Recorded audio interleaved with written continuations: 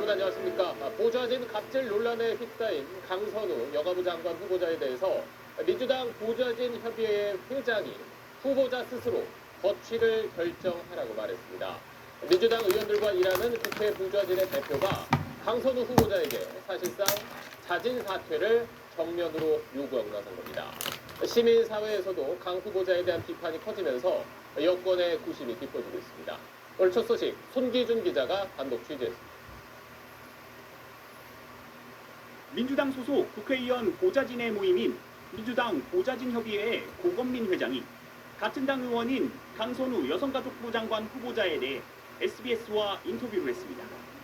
보좌진 갑질 의혹이 제기된 강 후보자의 국회 인사청문회를 지켜본 민주당 보좌진들이 큰 자괴감을 느꼈다고 운을 뗐습니다. 출근을 못한 사람이 있어요. 종일 눈물을 흘릴 수밖에 없었다는 얘기입니다. 이 청문회를 보면서 무섭다라고 감정을 호소하는 분들도 있어요. 고 회장은 강 후보자에 대한 보좌진들의 부정적 기류를 민주당 원내지도부에 전달했다며 이렇게 말했습니다. 강선우 후보가 정말 당을 생각하는 마음이 있다면 거칠 결정을 본인이 좀 스스로 해주시는 것이 맞지 않을까라는 생각을 합니다. 사실상 자진 사퇴를 요구한 겁니다. 민주당 보좌진협의회의 역대 회장단도 별도로 입장문을 내고 인사청문회를 통해 해명하겠다는 강 후보자의 입장을 존중했고 기대했지만 후보자의 입장은 해명이 아닌 거짓 변명에 불과했다고 비판했습니다. 국회 밖에서도 비판 여론은 거세지고 있습니다. 한국여성단체연합은 갑질 의혹에 대한 강 후보자의 해명은 장관 자격을 근본적으로 의심하게 만들었다는 성명을 냈고 참여연대는 국회의원이란 우월적 지위를 이용해 공적 권한을 사적으로 남용한 것으로 중대한 결격 사유라면서 강 후보자의 자진 사퇴를 촉구했습니다. 여권의 고심은 깊어지고 있습니다. 여권 관계자는 강 후보자에 대해 여론이 안 좋은 건 사실이지만 현역 의원인 만큼 지켜줘야 한다는 분위기도 있다고 토로했습니다. 장관 후보자에 대한 국회 인사청문회 제도가 지난 2005년 도입된 이후 후보자로 지명된 현역 의원이 낙마한 전례는 없습니다. 대통령실은 오늘 강 후보자와 제자 논문 표절 의혹 등이 제기된 이진숙 교육부 장관 후보자에 대해 청문회를 지켜보고 판단하겠다는 입장에서 달라진 부분이 없다고 밝혔습니다. SBS 송규주입니다. 앞서 잠시 보신 대로 자녀 유학 논란과 논문 표절 의혹이 불거진 이진숙 사회부총리 후보자가 오늘 국회 검증을 받았습니다. 자녀 유학 문제는 사과했지만 논문 표절 의혹에 대해선 당시 규정을 따른 거라며 반발을 하셨습니다. 박찬범 기자 취재했습니다. 이진숙 사회부총리 겸 교육부 장관 후보자는 국회 인사청문회 초반 두 딸의 미국 조기 유학에 고개 숙여 사과했습니다. 국민께 진심으로 사죄를 드립니다. 죄송합니다. 특히 둘째 딸이 중학교 의무 과정을 마치지 않고 유학을 떠난 게 불법인지 몰랐다며 큰 실수였다고 인정했습니다. 국민의힘 의원들은 비싼 사립기숙학교에 조기 유학을 보낸 이 후보자는 공교육 수장의 자격이 없다고 질타했습니다. 교육의 세습과 무예 세습을 완벽하게 이룬 후보자는 교육을 말할 자격이 없습니다. 민주당 의원들은 자녀 조기 유학을 시킨 국민의힘 의원들도 적지 않다고 맞받았습니다. 귀당의 인사들 조기 유학 보낸 자료들 충분히 가지고 있습니다. 그러니 내로남불하지 마시고. 이 후보자는 논문 표절 의혹에 대해선 이렇게 해명했습니다. 56%, 48%라고 했던 논문들은 그 당시 다 10% 이하로 표절률이 평가받았던 것들입니다. 특히 제자와 공동으로 연구한 논문에 자신을 제1저자로 이름을 올린 건 기여도에 따라 제1저자를 정하는 한국연구재단의 이공계 분야에 대한 가이드라인을 따른 거라고 했습니다. 학생이 학위 논문을 하기 전에 제가 국가연구 프로젝트로 수주해서 연구 책임자로 수행했던 연구입니다. 그러니까 그 제1저자가 되는 것은 너무나도 당연한 일이었고요. 그런데 이 후보자는 유보통합, AI 교과서, 특목고 폐지 같은 교육계 정책 현안은 즉답을 내놓지 못한 경우가 많았습니다. 논문과 자녀 문제에만 푹 빠져 계셔서 그런지 다른 질문들에 대해선 이렇다 하게 답을 못 내놓고 계세요. 뭘 잘 알고 계시나요? 모범 답안 보시고 그렇게 컨닝하시는데 아니에요.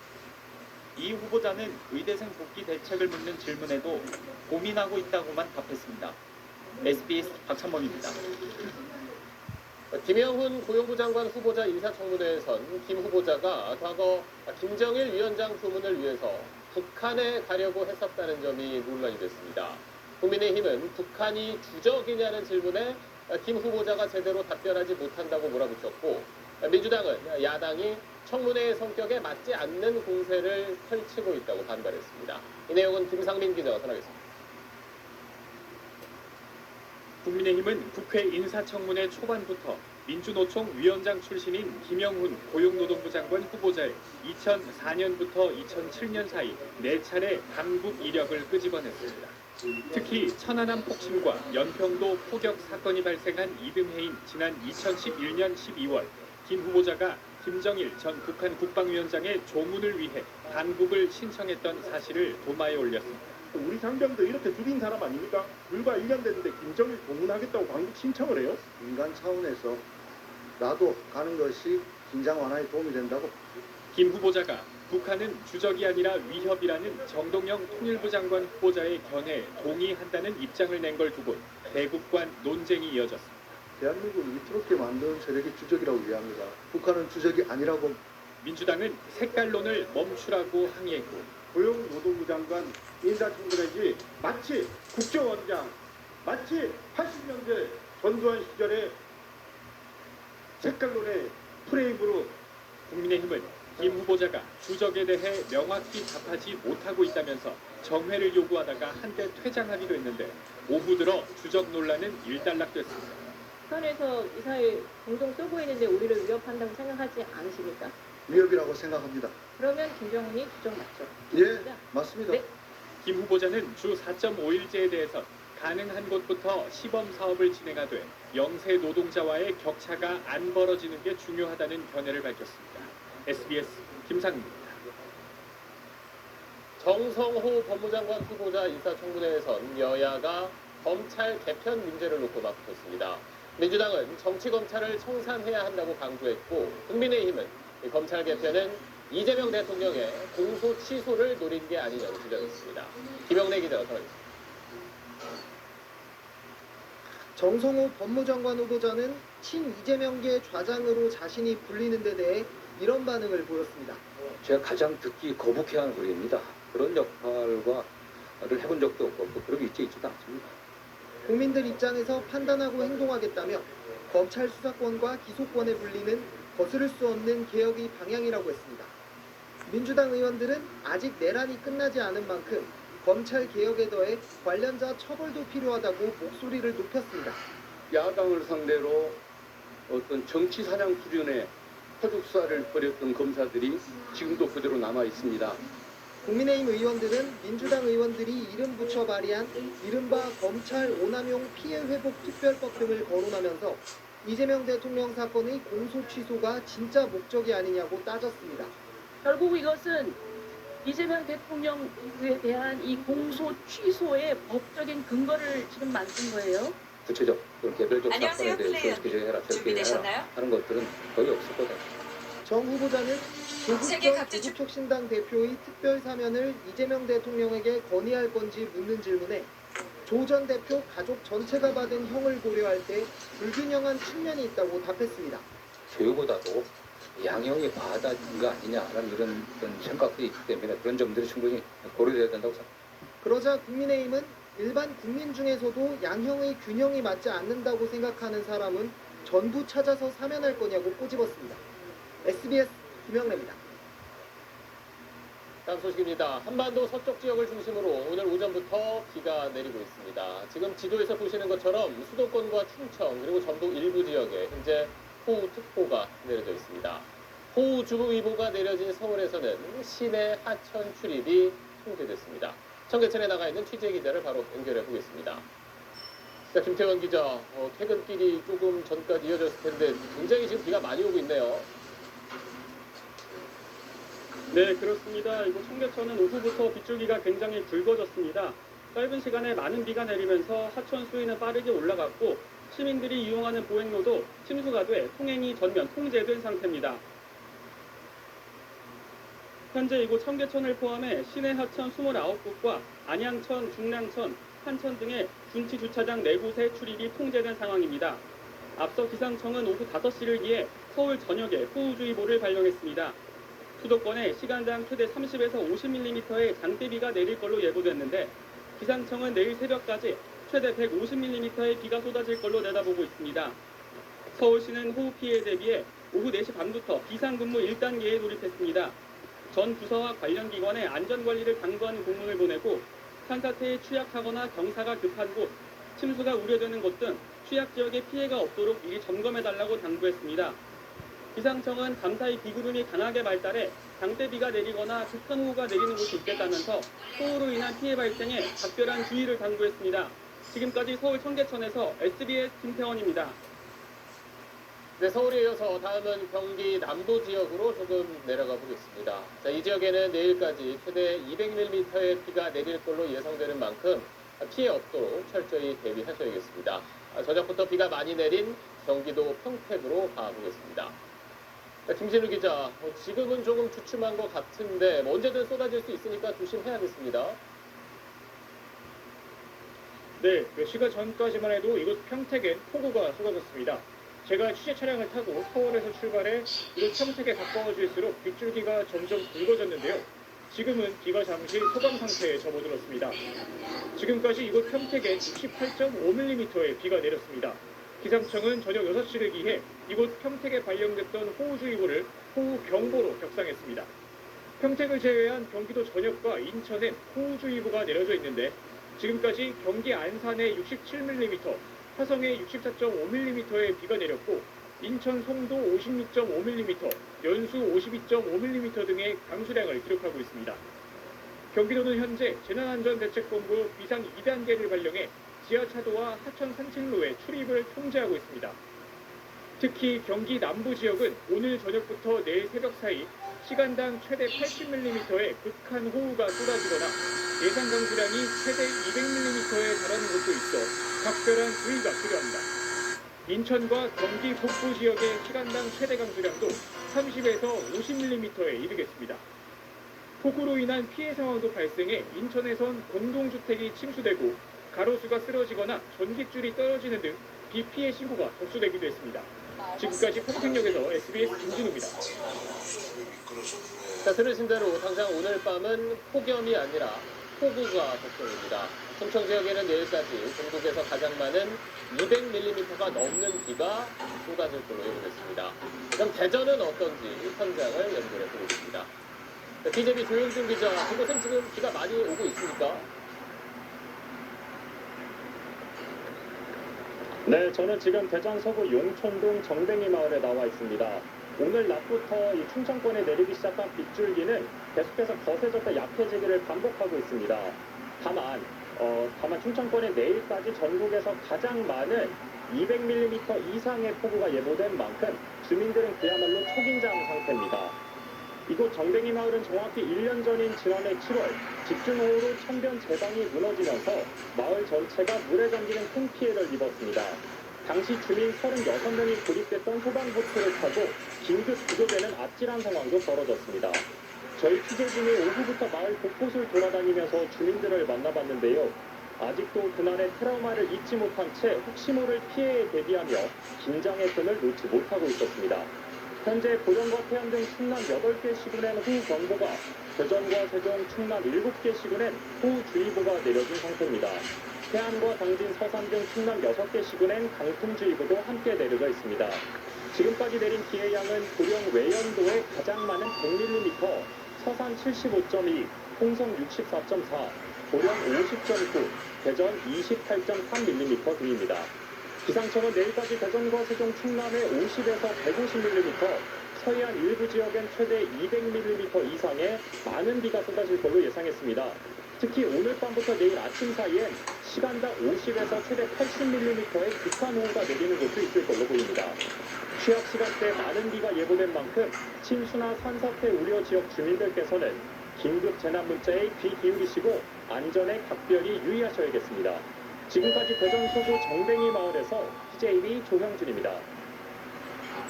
자, 이렇게 날은 갈수록 어두워지는데 빗줄기는 굵어지고 있습니다. 밤사이 피해 없도록 다시 한번 주변 살펴보시기 바랍니다. 그럼 정구희 기자와 함께 자세한 날씨 알아보겠습니다. 자, 정 기자, 앞서 이제 수도권하고 대전 모습 봤는데 그럼 지금 가장 비가 많이 오고 있는 곳은 어딘가요? 네, 레이더 한번 보면서 오늘 상황을 좀 짚어보겠습니다. 이게 한반도의 레이더 모습인데 서해상에서부터 강한 비구름대가 계속해서 만들어지면서 지금 유입이 되고 있는 상황입니다. 이것 때문에 아까 평택에는 시간당 40mm가 되는 강한 비가 내렸습니다. 그럼 지금 비가 가장 많이 오는 곳은 어디인지 한번 살펴보겠습니다. 그러면 자, 이제 비구름대가 지금 평택은 잠깐 그쳐있는 상황인데 두 갈래로 지금 나뉘어져 있죠. 일단 경기 북부 쪽에 강한 비가 있어서 파주 일대에 시간당 한 20mm 정도 되는 비가 내리고 있고요. 방금까지 평택 쪽에 비를 내렸던 비구름들이 동쪽으로 이동하면서 이제 비구름의 중심이 원주 일대까지 좀 이동을 한 상황입니다. 그리고 지금은 비가 그쳤지만 서해상에서 계속 비구름이 만들어져서 들어오기 때문에 이 경기 남부 계속 밤에도 비가 올 거고요. 그리고 보령 같은 경우에도 잠시 비가 잦아들었지만 역시나 강한 비구름대가 지금 발생해서 내륙으로 유입되는 상황입니다. 제가 이제 원주 쪽으로 비구름이 이동했다고 말씀을 드렸는데 지금 CCTV를 한번 보시면 이 원주 일대로 비구름이 이동하면서 이 지역에 좀 비가 강하게 내리고 있는 상황입니다. 서울 같은 경우를 봐도 이제 반포대교인데요. 이제 잠수교가 이제 흔히 통제되곤 하죠. 하지만 아직은 비가 많이 내리지 않았기 때문에 방금 전까지도 잠수교 아래로 이제 차들이 정상적으로 통행하는 상황으로 확인이 됩니다. 비가 더위를 몰아내줘서 고맙긴 한데 또 너무 많이 오면 위험하잖아요. 최근 들어서 이렇게 비가 좀 무섭게 확 쏟아지는 이유는 뭡니까? 네, 오늘 좀 위성을 한번 보면서 상황을 짚어봐야 될 것 같습니다. 자, 위성에서 봐야 될 건 두 가지입니다. 첫 번째는 일본 쪽에서 남쪽에서 북쪽으로 부는 바람이 있는데 이게 바로 북태평양 고기압 가장자리를 따라 수증기가 유입되는 겁니다. 그리고 북쪽에서 이렇게 내륙에서 우리나라를 향해 건조 공기가 내려오고 있는데 이 두 바람 사이로 지금 비구름대들이 만들어지고 있는 상황입니다. 이거를 이제 기압 배치로 살펴보면 북태평양 고기압이 시계 방향으로 회전하고 있습니다. 그리고 저기압은 반시계 방향으로 회전합니다. 자, 그러면 이게 마치 펌프처럼 작용하면서 이 사이에서 강한 바람이 불게 되는데 이게 바로 하층 제트입니다. 이 하층 제트를 타고 강한 수증기가 유입되는 겁니다. 근데 이제 문제는 뭐냐면 하층 제트가 유입되면 밤사이 폭우를 주의해야 됩니다.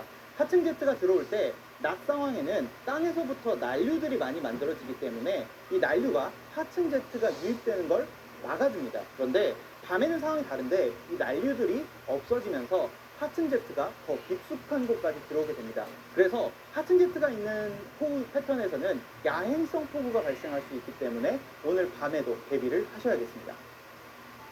또 방금 이야기한 것처럼 당분간은 이제 비가 더 올 거라고 하던데 그럼 특히 더 조심해야 할 지역은 어딘지도 짚어주시죠.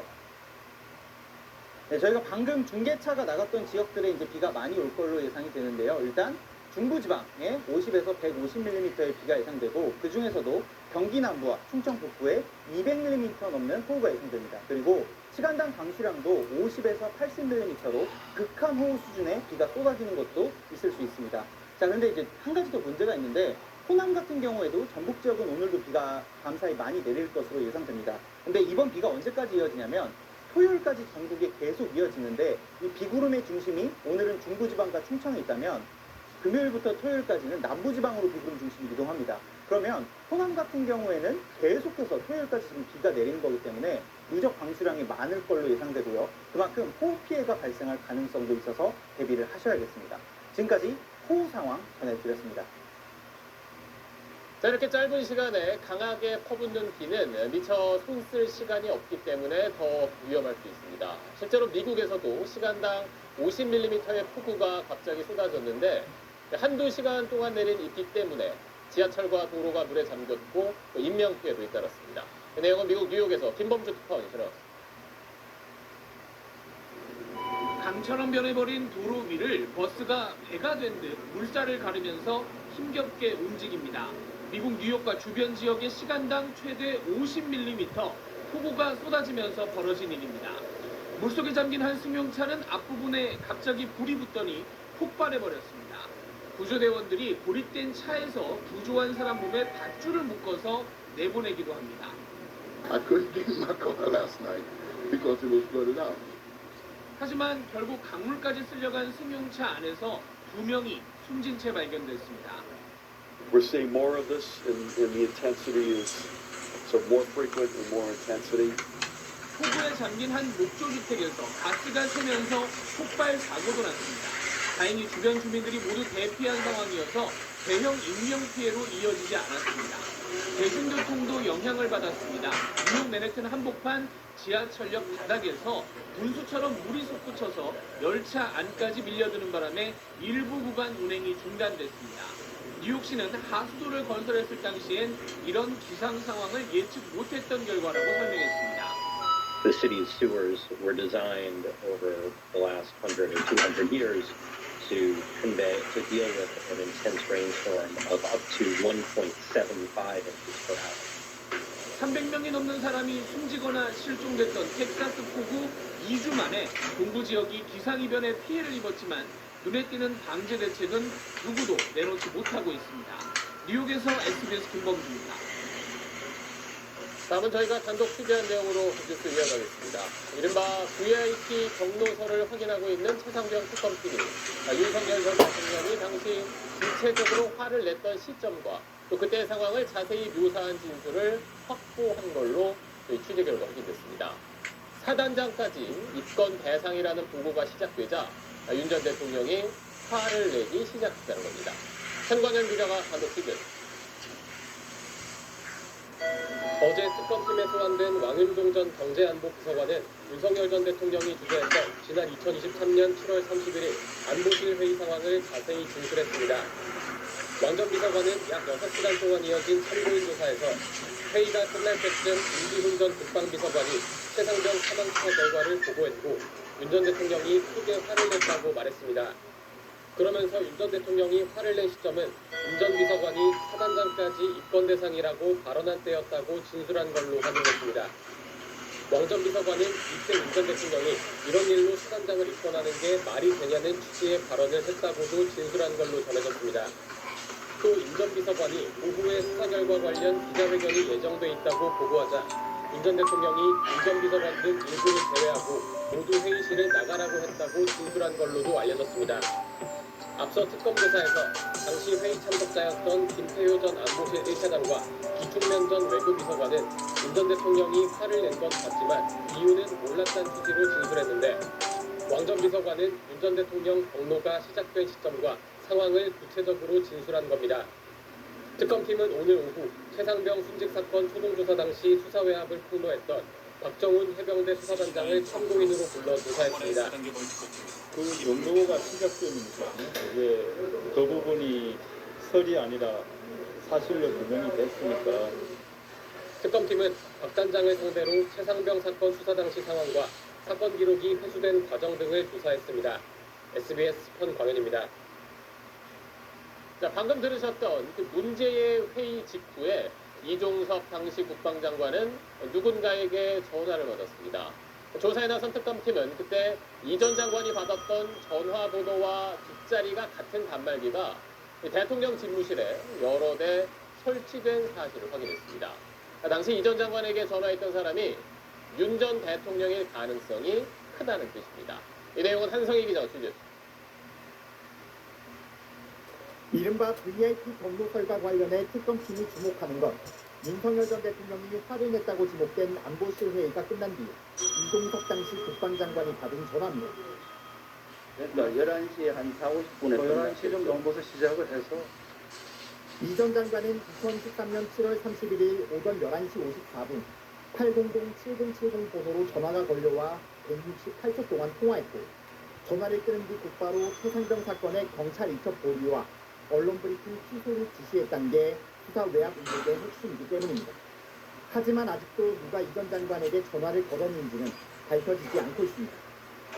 800-7070은 대통령실이죠. 대통령실의 전화라고 저희는 생각하고 있고 확인해 드릴 수 없다는 겁니다. 이와 관련해 특검팀은 뒷자리가 7070인 내선 단말기가 대통령실 5층 집무실에 여러 대 설치돼 있다는 사실을 파악한 걸로 SBS 취재 결과 확인됐습니다. 특검팀은 또 부속실 관계자가 이 전 장관과의 통화를 연결해줬을 가능성이 있다고 보고 당시 대통령 부속실 직원 명단도 확보했습니다. 특검팀은 오늘 강일구 전 대통령실 부속실장을 소환했습니다. 임기훈 비서관과 통화에서 좀 어떤 얘기 나누셨을까요? 특검팀은 강 전 실장을 상대로 이기훈 전 비서관과 문제의 안보실 회의를 전후해 9차례 통화한 범위 등에 대해 캐물은 걸로 전해졌습니다. SBS 한성입니다. 계속해서 김건희 특검 수사 상황도 알아보겠습니다. 특검팀이 건진법사 전성배 씨와 통일교회 전 간부가 국민의힘 당대표 선거에 개입했다는 의혹을 살펴보고 있습니다. 두 사람이 통일교 교인들을 국민의힘 당원으로 가입시킨 정황을 포착한 건데, 그 과정에서 윤 전 대통령의 마음이라는 내용이 언급된 걸로 저희 취재 결과 확인됐습니다. 특검 사무실에 나가 있는 취재 기자를 바로 연결해 보겠습니다. 전현남 기자, 방금 나온 윤석열 전 대통령의 마음이라는 말은 어떤 맥락에서 나온 이야기입니까? 네, 특검팀은 윤석열 정부 출범 후 처음 치러진 이 국민의힘 전당대회를 앞두고 전성배 씨와 통일교 간부 윤모 씨가 신윤계 의원을 당대표로 만드는 방안을 논의한 정황이 담긴 문자 메시지들을 확보했습니다. 지난 2023년 3월 국민의힘은 전당대회를 열어 김기현 의원을 당대표로 선출했습니다. 이에 앞서 넉 달 전 전 씨와 윤 씨는 문자 메시지를 통해 이 통일교 교인들을 단체로 국민의힘 당원으로 가입시켜 전 씨와 가까운 특정 정치인을 당대표로 만들자는 취지의 대화를 나눈 것으로 알려졌습니다. 이 과정에서 전 씨는 이것이 윤의 마음이라는 문자 메시지를 보낸 것으로 SBS 취재 결과 확인됐습니다. 이에 대해 전 씨 측은 특정 정치인 지원 방안을 논의한 것은 사실이지만 해당 정치인이 당대표 선거에 출마하지 않았다고 밝혔습니다. 통일교 측도 윤 씨가 그런 논의를 했는지 모르겠지만 자신들과 무관하다고 밝혔습니다. 자, 그리고 이른바 명태균 게이트의 최초 제보자인 강혜경 씨도 오늘 특검에 나왔던데 어떤 부분을 조사받은 겁니까? 네, 강혜경 씨는 오늘 오전 참고인 신분으로 특검에 나와 약 9시간 동안 조사를 받았습니다. 특검에서 모든 진실이 밝혀지기를 기대하면서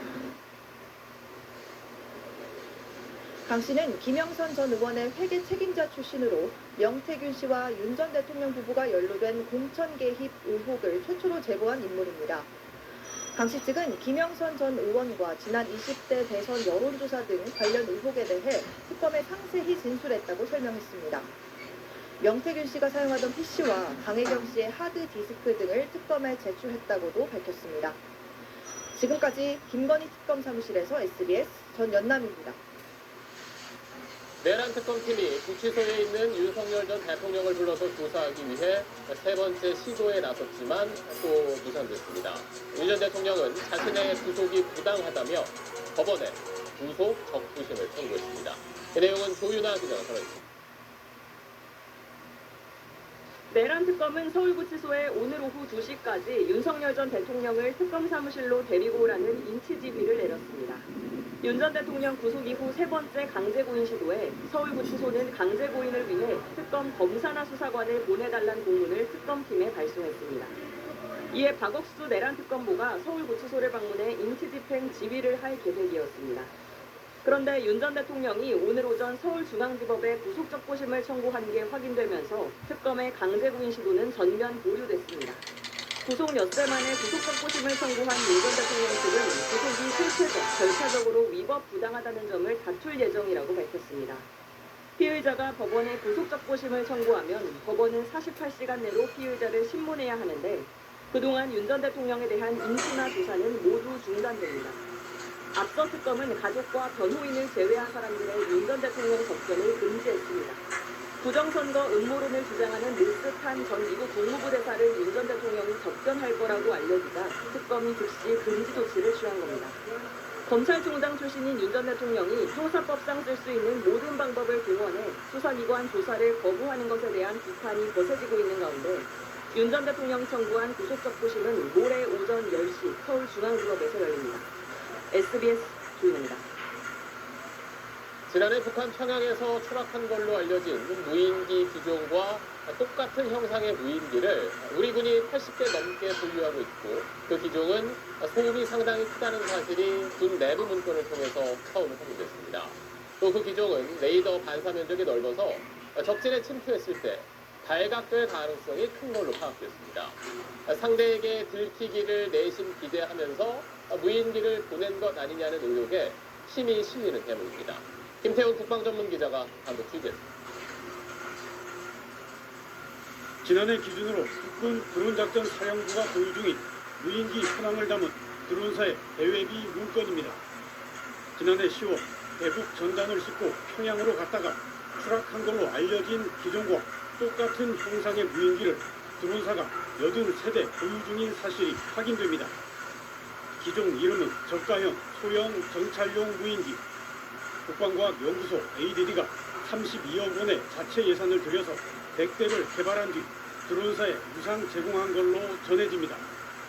항속거리가 500km 이상이라 북한의 미사일 발사장이 있는 평안북도 동창리까지도 왕복이 가능하다고 돼 있습니다. 이번엔 같은 기종에 대한 방위사업청의 내부 보고서, 육군 지상작전 사령부가 2021년에 시범 운용한 결과 RCS, 즉 레이더 반사 면적이 기준치보다 넓은 걸로 나타났다고 기록되어 있습니다. 적 레이더망에 탐지될 가능성이 크다는 얘기입니다. 이를 보완하려면 1년 넘게 기술 개발이 필요한 만큼 작전 투입을 제한해야 한다고 보고서는 판정하고 있습니다. 비행 소음도 문제였습니다. 나흘에 걸쳐 매번 서너 차례씩 고도 2km로 날려보니 예외 없이 소음이 들렸단 겁니다. 실제로 드론사 예하 부대가 있는 백령도의 주민은 해당 무인기 기종의 소음이 크게 들렸다고 증언했습니다. 그게 소리가 엄청 크잖아요. 그러니까 소리 커요. 여름을 지나서 때는 자주 보였어요. 자주 들리는데. 넓은 레이더 반사 면적과 큰 소음, 2km 이상 고고도로 비행해도 방공망에 발각될 우려가 큰 기종인 셈입니다. 평양 상공의 무인기는 카메라에 찍힐 정도로 낮은 고도였습니다. 드론사가 문제의 무인기를 평양 상공에 저고도로 날렸고 또 내심 북한 측에 발각되길 기대했던 건 아닌지 의구심이 커지고 있습니다. SBS 김태훈입니다. 다음 소식입니다. 경북 안동의 한 고등학교에서 학부모와 전직 기간제 교사가 몰래 시험지를 빼돌리려다 경찰에 붙잡혀 파장이 일고 있습니다. 경찰 조사 결과 이들 사이 금품 거래 정황이 드러났고 학교 보안 체계도 허술했던 걸로 나타났습니다. TBC 정성욱 기자가 취재했습니다. 시험지 유출 의혹으로 구속된 기간제 교사 A씨와 학부모 B씨의 금품 거래 정황이 드러났다는 점이 충격적입니다. A씨는 B씨 자녀의 중학생 때부터 개인 과외를 했고 2023년 고교 입학 이후에도 학업을 관리하면서 시험 정보 제공과 성적 관리 명목의 금품 거래 내역이 경찰 조사에서 확인된 것으로 알려졌습니다. 학교 측의 허술한 보안 관리 체계도 문제입니다. 경찰은 이들이 지난해와 올해 7차례 학교에 몰래 들어와 시험지를 빼내려한 정황을 확보하고 조사를 확대하고 있습니다. 기간제 교사는 지난해 초 계약 기간이 끝나 퇴직 상태였지만 해당 학교에서 퇴직자들의 지문 정보를 지문 인식 시스템에서 삭제하지 않고 방치했기 때문입니다. 또 사건 발생 직후 경찰이 학교 CCTV 분석을 통해 침입 경로와 시간대를 파악하는 과정에 CCTV 저장기간 축소와 일부 영상 삭제 정황도 드러났습니다. 교육당국은 퇴학이 결정된 학생의 시험 부정 사실이 추가로 드러나면 매뉴얼에 따라 해당 학교 전체 내신 성적 재산출을 통해 바로잡을 방침입니다. 유사 사건의 재발을 방지하기 위해 평가 보안 체계 전반을 재정비하고 비위 행위에 대해서는 단호히 대응할 방침입니다. 이번 사건은 성적 지상주의 사회 빈당한 학부모와 교사의 공모 수준을 넘어 허술한 학교 보안 체계와 구조적 부진까지 총체적 부실이 난 결과라는 지적입니다. TBC 정서욱입니다. 그런가 하면 광주의 한 고등학교에선 기말고사 수학시험에 참고서 문제가 그대로 나와 논란입니다. 무려 절반 이상을 베낀 걸로 조사됐는데 입시와 직결된 내신 시험을 둘러싸고 이렇게 잡음이 잇따르자 교육당국이 점검에 나섰습니다. 이어서 정성진 기자. 지난 2일 치러진 광주의 한 고등학교 1학년 수학 기말고사. 문제지를 받아든 학생들은 황당함을 느꼈습니다. 시험 문제 상당수가 본 적이 있는 문항이었던 겁니다. 일부 학생들은 수학 교사에게 어디서 베낀 것 아니냐고 항의했지만 문제 없다는 답변만 돌아왔습니다.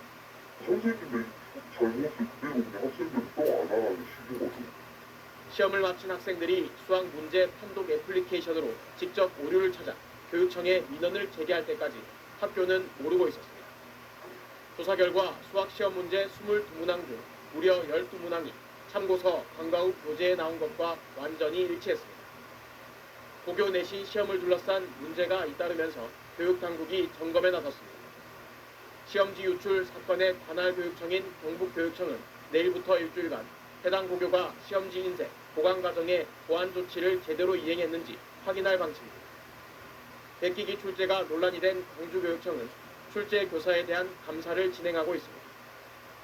통상 학교 시험 문제는 출제 오류 등을 막기 위해 교사들이 공동 출제하고 검토하는데 이 학교에서도 수학교사 3명이 함께 출제한 걸로 조사됐습니다.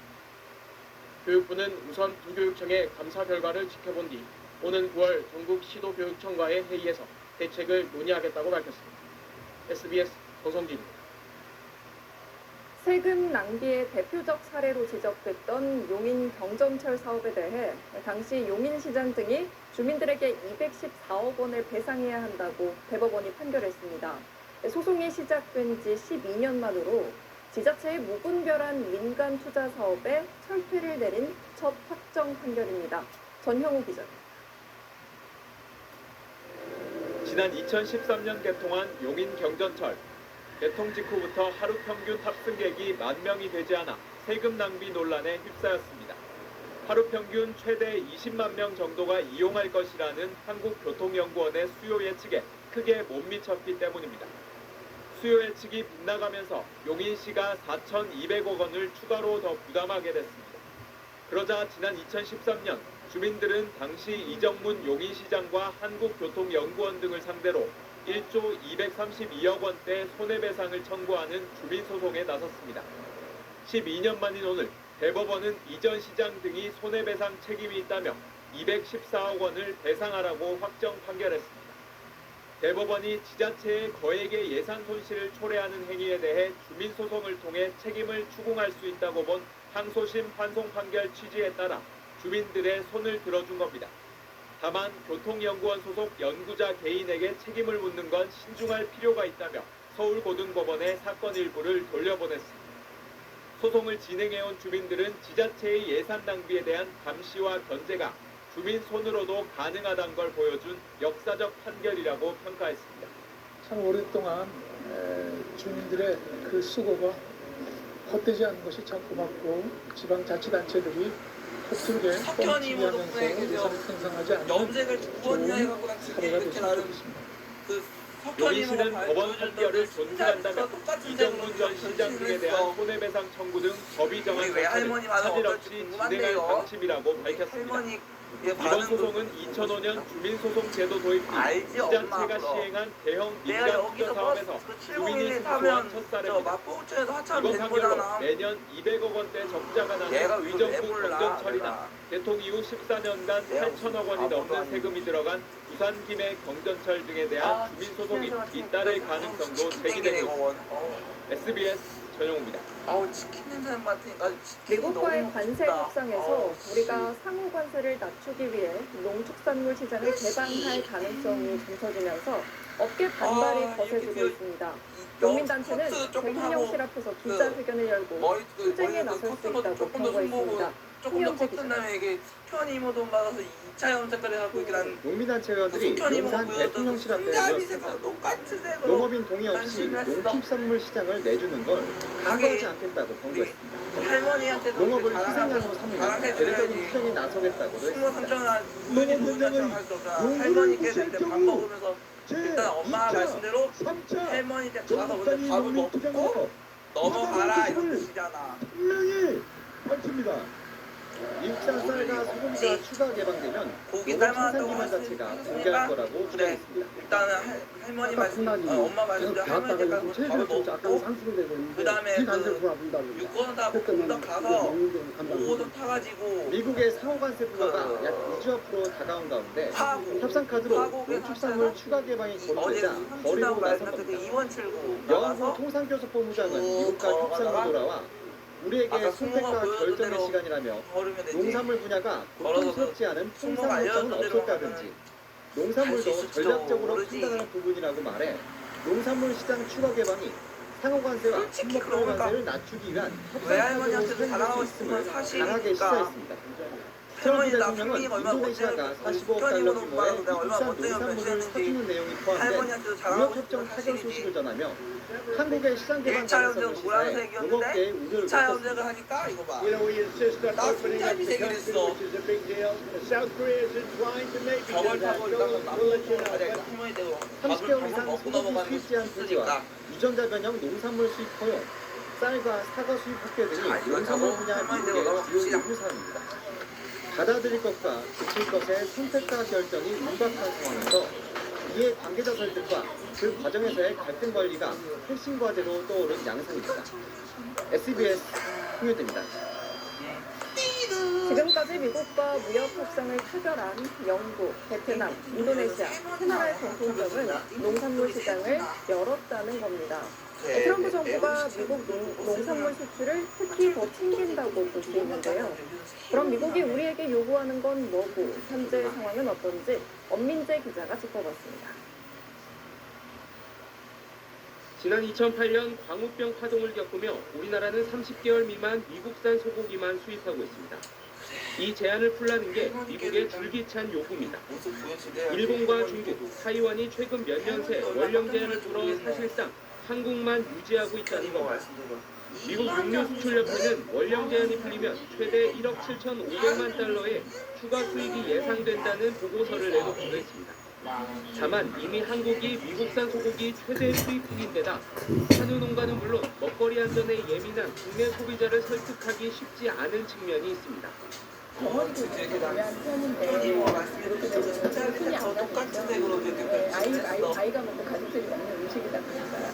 사과는 지난 1993년 미국의 수출 요청 이후 33년간 검역 문턱을 넘지 못하고 있습니다.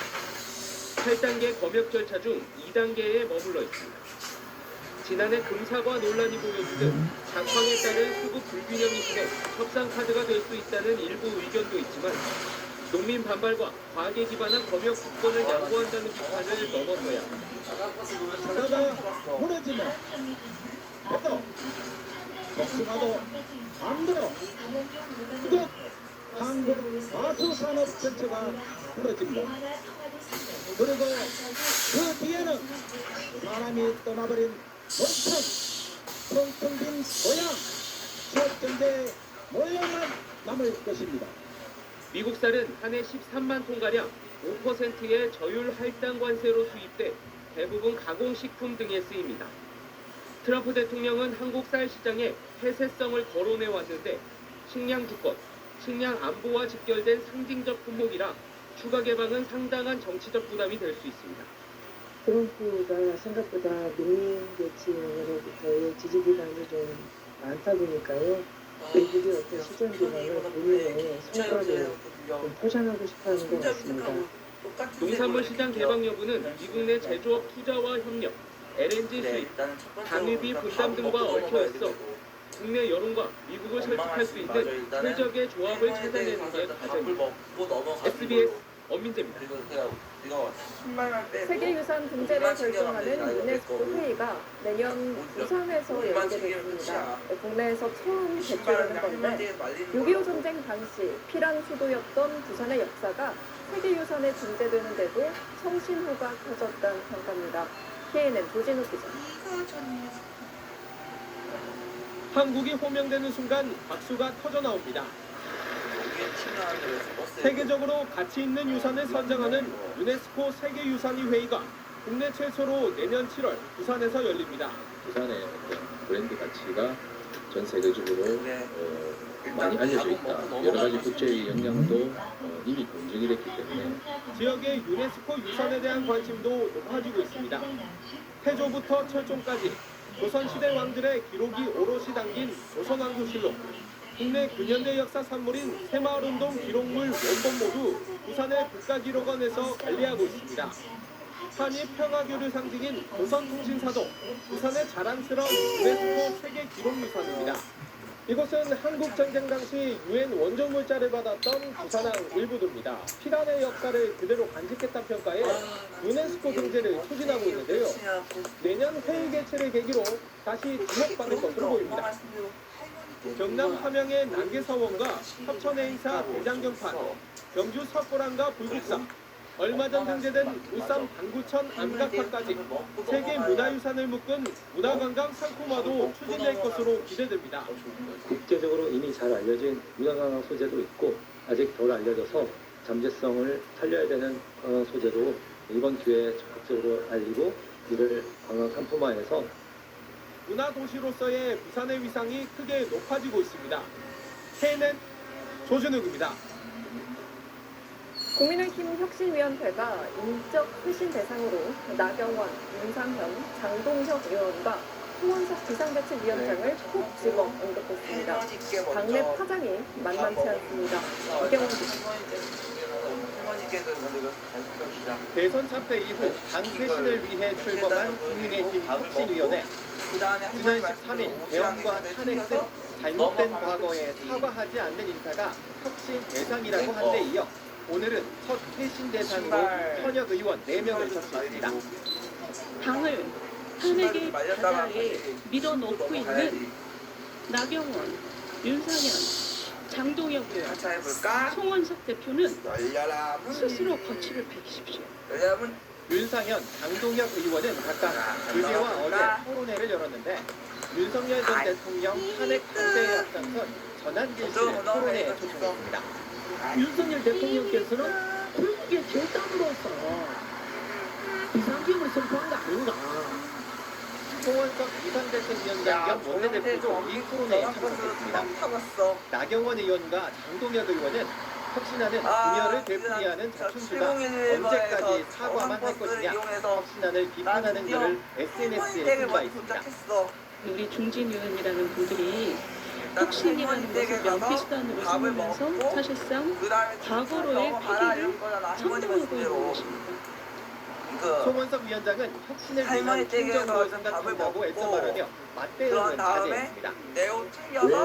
그렇게 발언을 했는지 언론인들께서 윤희석 위원장께 취재해서 알려주시면 고맙겠습니다. 그럼 뭐 드라이기로 말려도 장동혁 의원은 윤 위원장의 오발탄이라고 재반박에 나섰고 윤상현 의원은 나를 쳐라 쓰러질 각오가 돼 있다는 반응을 내놨습니다. 윤희숙 혁신위원장이 인적 쇄신 대상을 계속 발표하겠다고 밝힌 만큼 당내 파장은 커질 전망입니다. SBS 이경원입니다. 민주당 대표 선거에 나선 정청래, 박찬대 후보가 첫 TV 토론을 가졌습니다.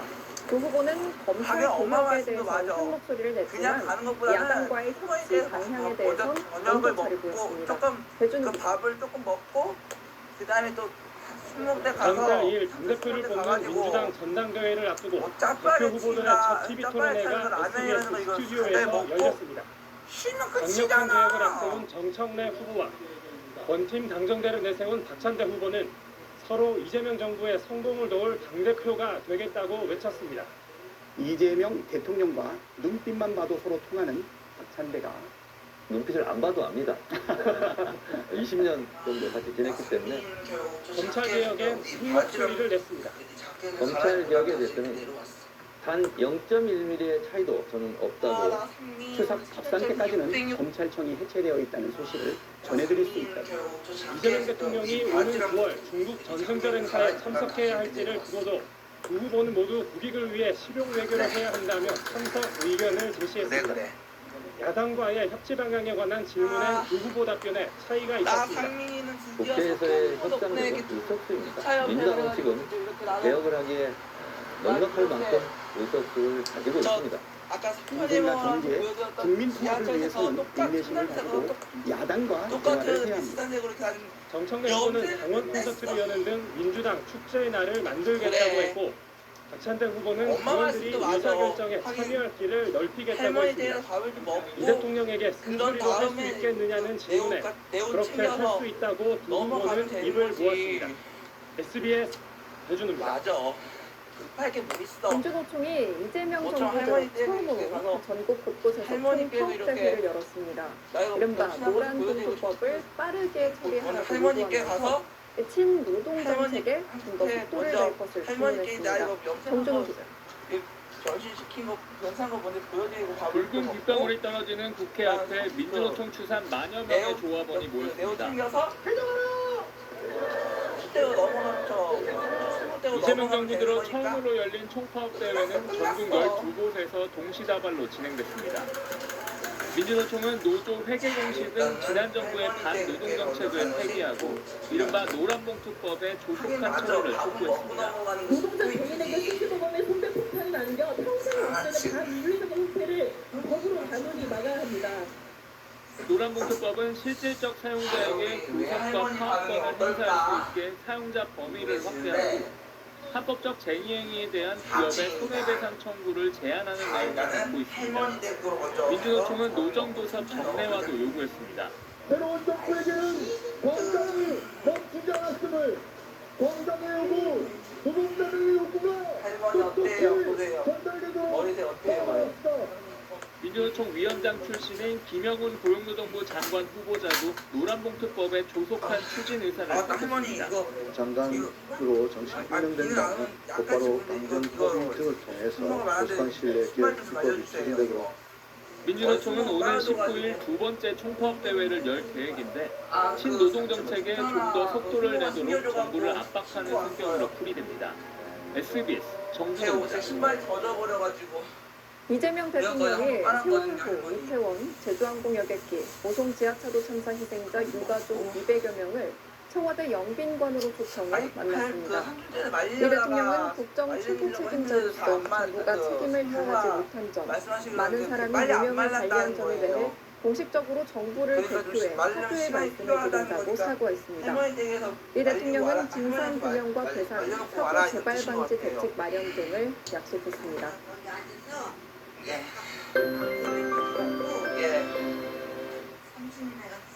네, 지금도 중부지방에 많은 비가 계속 이어지고 있습니다. 현재 이 시각 가장 강한 비가 내리는 지역은 경기도 파주와 충남 고령 등지입니다. 시간당 30mm 안팎의 집중호우가 쏟아지고 있습니다. 이에 따라 충남 서해안에는 호우경보가 발효 중이고요. 그 밖에 중서부와 전북에는 호우주의보가 내려져 있습니다. 중부지방은 오늘 밤 사이가 이번 비의 최대 고비가 되었습니다. 특히 경기 남부와 충남권에는 시간당 50에서 80mm의 폭우가 집중되고 있고 서울이 그 밖에 중서부와 호남에도 시간당 최고 50mm의 집중호우가 쏟아지고 있습니다. 내일까지 경기 남부와 충청권에 최대 200mm 이상, 그 밖에 중부와 호남에도 많게는 150mm 안팎의 큰 비가 쏟아지고 있습니다. 많은 비에 산사태나 낙석, 침수 피해가 우려되니까요. 각별히 주의하셔야겠습니다. 이번 비는 주말까지 이어지면서 모레부터는 남부지방에 강한 비가 예상됩니다. 호우 대비 해주셔야겠습니다. 날씨였습니다. 차이 너무 크겠죠. 8시 뉴스 마칩니다. 고맙습니다.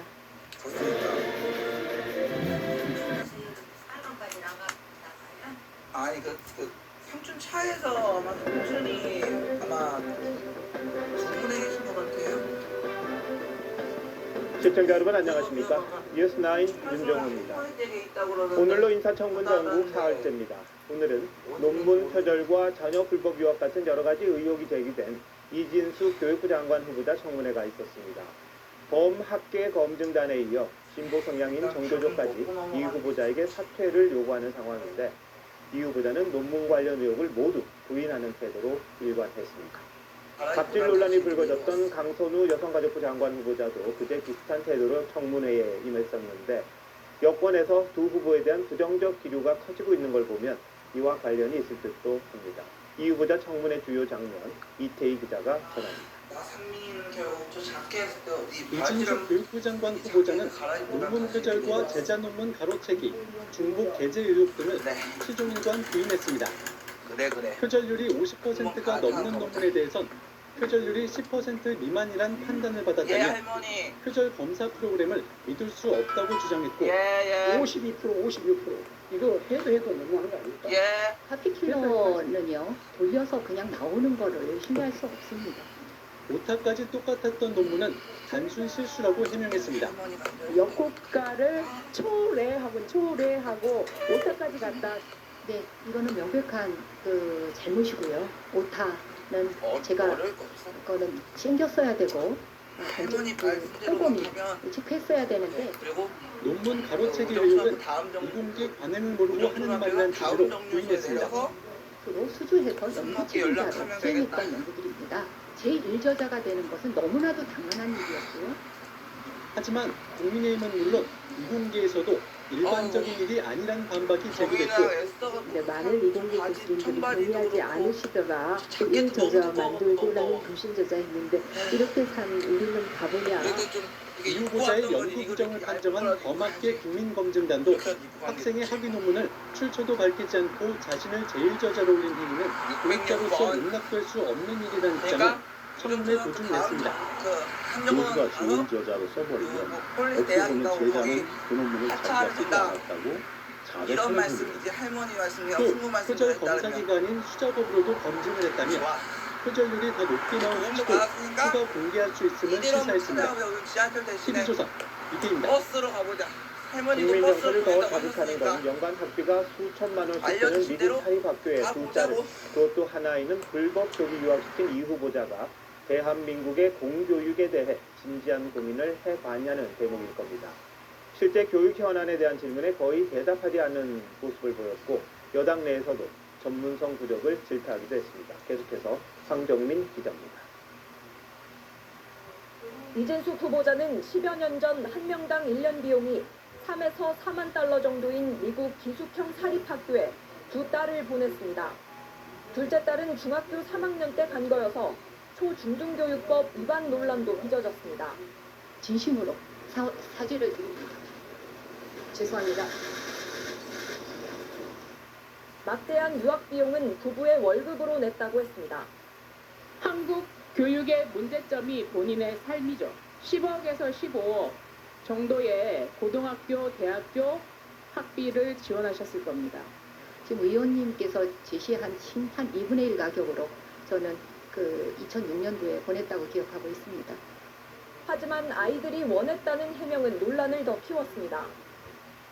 엄마의 마음으로 아이들한테 희망을 줄 수 있는 그런 또 아이들이 원하는 그런 선택을 했던 거고요. 공교육은 도대체 누가 합니까? 탈출 못하는 사람 99%의 학부모들은 못 들어주는 거예요. 돈이 없어서. 대한민국 공교육이 미국 교육보다 뭐가 떨어져서 그 선택을 하셨냐고요. 이 후보는 공교육 관련 질문에 구체적 답을 못하는 모습도 보였습니다. 유보 통합에 있어서 가장 큰 난제 뭐라고 보십니까? 지금 첨예한 이견차라고 볼 수 있습니다. 교육 격차 때문에 학력이 저하되고 있다. 전반적으로 이것도 컨닝을 해야 되는 거군요. 여당 의원조차 준비가 안 된 점을 지적했습니다. 뒷자리에 앉아 계시는 분들도 직무를 유기하고 계시다는 생각이 들어요. 초중등에 대해서는 숙지가 안 돼 계실 수도 있습니다. 그런 거 준비하라고 뒤에 계신 분들이 함께. 이 후보자는 전문성이 떨어지는 부분에 대한 우려는 당연하다며 현장에서 소통해 나가겠다고 했습니다. TV조선 황정민입니다. 김영훈 고용노동부 장관 후보자 청문회에선 후보자의 대북관을 놓고 여야가 충돌했습니다. 김 후보자가 북한이 우리의 주적이 아니라고 여러 차례 강조하자 야당이 반발한 건데 이에 여당은 색깔론이라고 맞서며 청문회가 한때 파행됐습니다.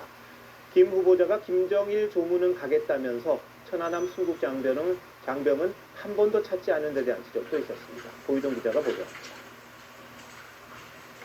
김영훈 고용부 장관 후보자는 대한민국의 주적이 누구냐는 야당위원회 질의에 이렇게 답했습니다.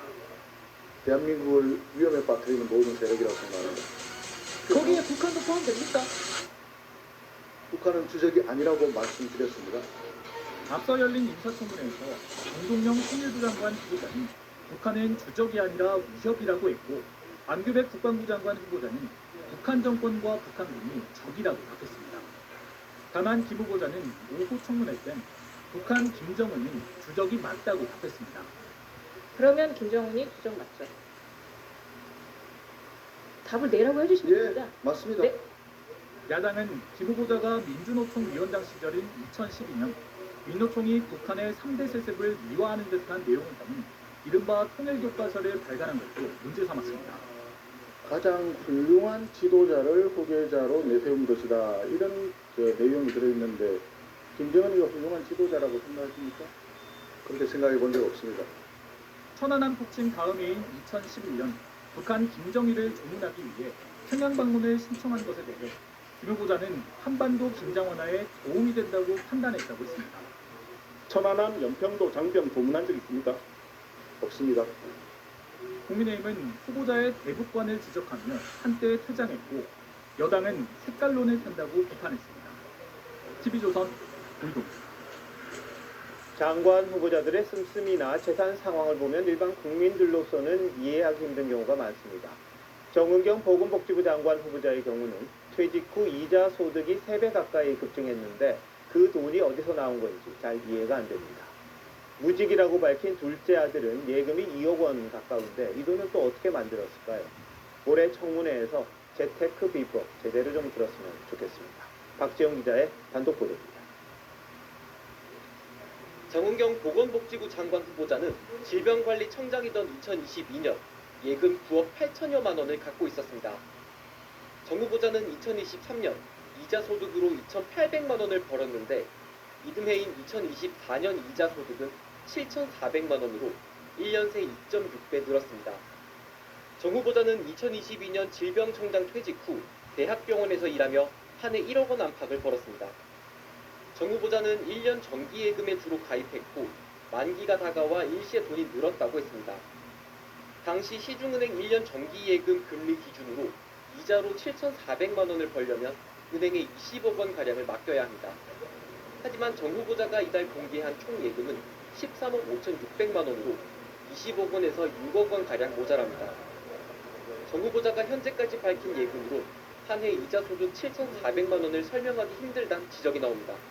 미식거리한 예금이 많다든지 또는 현금성 예고 자금이 어떻게 좀 유입이 됐다든지 그런 의혹이 많기 때문에 저희들은 그 의혹을 밝혀야 된다고 생각합니다.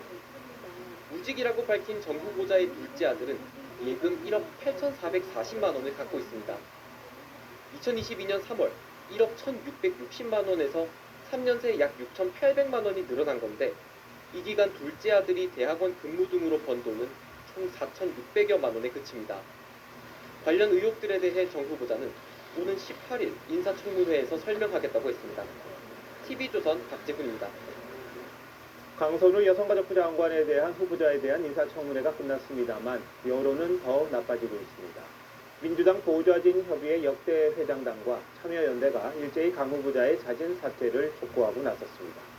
특히 어제 민주당 보좌진 협의회가 국민의힘 공세에 흔들리지 않겠다고 공지한 내용에 대해 민주당 수행 보좌진 협의회가 크게 반발하는 일까지 있었습니다. 한송원 기자입니다. 지난 14일 인사청문회에서 강선우 여성가족부 장관 후보자는 보좌진에게 쓰레기를 버리라고 지시하거나 제보자에 대한 법적 조치를 언급했다는 보도에 대해 사실이 아니란 취지로 부인했습니다. 분명히 말씀드릴 수 있는 것은 관련해서 법적 조치를 한 바가 없습니다. 하지만 이후 법적 조치를 검토한 적이 없다는 해명과 다른 것이 드러나고 보좌진에게 쓰레기를 버리라고 지시하는 내용의 메시지까지 공개됐습니다. 제 기억이 놓치지 못해서 설명을 드리지 못했던 부분이 있다면 저는 그 또한 제가 사과를 드려야 그리고 할머니는 이렇게 내가 먹다가 여론이 악화되자 민주당 보좌진 협의회 역대 회장단까지 나서 사퇴를 촉구했습니다. 강 후보자가 거짓 변명과 감성팔이로 본질을 호도하고 있다면 가진 사퇴가 불가피하다는 겁니다. 민주당 수행 보좌진 협의회도 권력형 갑질, 사적 보복등이 사안의 본질이라며 목소리를 냈습니다. 여야 보좌진들이 모인 임명 커뮤니티에선 2차 가해라는 비판이 이어졌습니다. 시민단체인 참여연대도 강 후보자가 책임있는 해명 대신 변명과 거짓 해명으로 고위공직자와 정부에 대한 신뢰마저 무너뜨리고 있다고 가세했습니다. 이런 상황에서 강 후보자가 국회 보건복지위원이던 지난 2013년 정원에서도 갑질을 했다는 보도가 나왔습니다. 코로나로 면회가 제한됐지만 국회의원이라며 병동에 들어가려 했다는 의혹인데 강 후보자 측은 예방접종을 위해 병원을 찾은 것이라며 의혹은 전혀 사실이 아니라고 부인했습니다. TV조선 한송원입니다. 보신 것처럼 내부 여론까지 악화되자 대통령실과 여당의 기류도 조금씩 달라지고 있습니다. 특히 강선우 후보자의 경우 갑질 의혹에 대해 거짓 해명 논란까지 불거지면서 더 곤혹스러워하는 분위기입니다. 심상치 않은 동향을 이재명 대통령에게까지 보고했다고 하고 여당 역시 청문 보고서 채택을 일단 보류하면서 사상 첫 의원 낙마 기록을 세울 가능성도 있습니다. 최지영 기자가 보도합니다. 지난 14일 열린 강선우 여가부 장관 후보자 청문회 직후만 해도 대통령실은 야당 공세에 잘 대처했다고 보는 분위기였습니다. 하지만 강 후보자 소명이 사실과 다른 정황들이 추가로 드러나면서 거짓 해명 논란으로 번지자 기류가 바뀌었습니다. 일부 후보자의 경우에는 여론 동향이 매우 안 좋게 돌아가는 것도 그대로 대통령께 보고드리고 있어요. 복수의 대통령실 관계자는 해명이 계속 꼬이는 모습이 여론 악화로 이어지고 있다며 스스로 거취를 판단해야 할 거라고 했습니다. 강 후보자를 적극 옹호하던 여당에서도 입장 변화가 감지됩니다. 본인이 여러 차례 사과를 했고 해명을 했습니다만 또 그와 반대되는 보도들이 이어지고 있는 거 아닙니까? 더 좀 설득력 있게 입장을 내놓을 필요도 있을 것 같고요. 표절 의혹이 제기된 이진숙 교육부 장관 후보자의 경우도 학계가 잇따라 문제 제기를 하고 있다는 점에서 상황을 예의주시하는 걸로 알려졌습니다. 민주당 고위 관계자는 여기서 의혹이 더 나오면 곤란하다며 청문 보고서를 당장 단독 채택하지는 않을 거라고 했습니다. 국민의힘은 두 후보 모두 자진 사퇴가 답이라며 압박을 이어갔습니다. 검증 대상이 아니라 수사 대상이 되었습니다. 더 이상 국민들을 열받게 하지 마시고 자진 사퇴하거나 지명 철회하십시오. 국회 여성가족위원회 소속 국민의힘 의원들은 강 후보자를 겨냥해 청문회 출석 공직자가 거짓말을 할 경우 위증죄 처벌을 강화하는 내용의 법 개정을 추진하겠다고 했습니다. TV조선 최주원입니다. 내란 특검이 평양 무인기 투입 의혹과 관련해 작전의 적법성을 조사 중인 걸로 확인됐습니다. 북한과의 무력 충돌까지 유발할 수 있는 작전인데 정작 불령권자인 김명수 합참의장이 모르고 있었다면 불법이란 논리입니다. 조윤정 기자의 단독 보도입니다. 내란 특검이 평양 무인기 투입 의혹과 관련해 김명수 합참의장 패싱 정황을 조사하고 있는 걸로 확인됐습니다. 평양시 중심부에 대한 미라 살포에 이용된 무인기일 가능성이 높은 것으로 특검은 김 의장이 무인기 투입 작전을 사전에 보고받았는지 여부와 정확한 보고 경로를 확인 중입니다. 북풍이라든가 외환 유치라는 얘기를 하는데 그렇게 준비하거나 계획하거나 그런 정황을 가지고 있는 것은 절대 없다고 이 자리에서 말씀드립니다. 특검은 이승우 합참작전본부장이 작전을 알고도 김 의장에게 보고하지 않았는지도 들여다보고 있습니다. 대북 작전과 관련된 사항들은 다 알고 있습니다. 각군 부대 작전 지휘 감독 권한이 있는 김 의장이 보고받지 못했다면 절차적 하자가 있는 불법 작전인 겁니다. 이 경우 불법 작전에 군을 동원한 직권남용 혐의를 윤 전 대통령에게 적용할 방침입니다. 군 서열 1위인 김명수 합참의장은 계엄 지휘부에서도 배제된 바 있습니다. 북한이 일단 오판을 방지하기 위한 군사 대비 태세의 강화에 일단 집중을 줬습니다. 김용대 드론작전 사령관 측은 합참 지휘를 받은 것이라고 했고 윤 전 대통령 측은 보고받은 바 없다는 입장입니다. TV조선 조윤정입니다. 윤석열 전 대통령이 구속 부당성을 주장하며 구속 적부심을 청구했습니다. 올해 적부심이 열리는데 윤 전 대통령이 직접 출석할 예정입니다. 특검은 윤 전 대통령에 대해 가족과 변호인을 제외한 모든 접견을 금지했습니다. 조유진 기자입니다. 지난 10일 다시 구속된 윤 전 대통령은 건강상 이유로 특검 조사에 응하지 않았습니다. 구속 결정에 대해서 하신 말씀 없으신지. 대신 구속 적부심을 청구했고 법원은 모레 오전 심사를 하기로 했습니다. 윤 전 대통령 측은 구속 혐의가 이미 재판 중인 내란 혐의와 연결돼 같은 범죄로 재구속하는 걸 금지한 형사소송법에 반한다고 했습니다. 구속 적부심을 청구하면 법원은 48시간 안에 피의자 신문을 해야 하고 수사기관은 현실적으로 조사를 할 수 없게 됩니다. 이에 따라 오늘 오후로 잡혔던 특검의 3차 강제구인 시도는 무산됐습니다. 특검은 강제구인 집행을 위해 박옥수 특검보가 구치소를 방문할 예정이었지만 구속적부심으로 보류했다고 했습니다.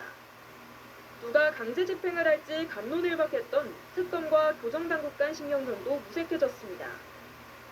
특검은 윤 전 대통령의 일반인 접견도 금지했습니다.